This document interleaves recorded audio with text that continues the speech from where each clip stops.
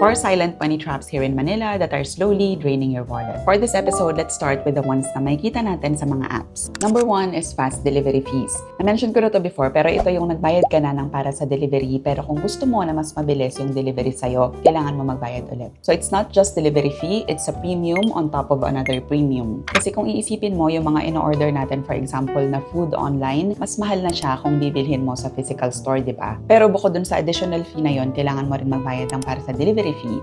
And bukod dun sa delivery fee na yon, kung gusto mo mas mabilis yung delivery, another bayad na naman yon. Kung tutuusin, small fee lang naman siya. Pero kung paulit-ulit mo siyang gagawin, parang nagiging habit premium na siya. Tapos kapag tinotal mo lahat ng fees na to in a month, malaking gastos pa din.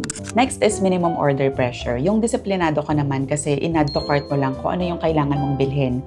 Pero lagi may magpo-pop up na kailangan mo pang dagdagan yung order mo para ma-reach mo yung promo nila. So instead of just paying 150 pesos para dun sa order mo, kailangan mo na ngayon magbayad ng 300. Next is yung small upgrade culture. Yung ma'am, mag-add ka lang ng 20 pesos, gagawin nating large.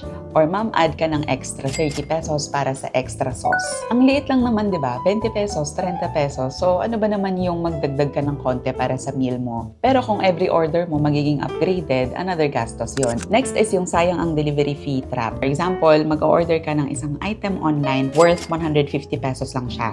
Tapos yung delivery fee, 60 or 70 pesos. Nanghihinayang ka ngayon kasi ang liit lang ng amount na bibilhin mo, pero yung delivery fee halos kalahati. So ang solution mo, dadagdagan mo yung order mo para masulit mo yung delivery fee without realizing na mas mapapagastos ka. If you want more videos similar to this one, I have more in my channel. You can start by watching this video.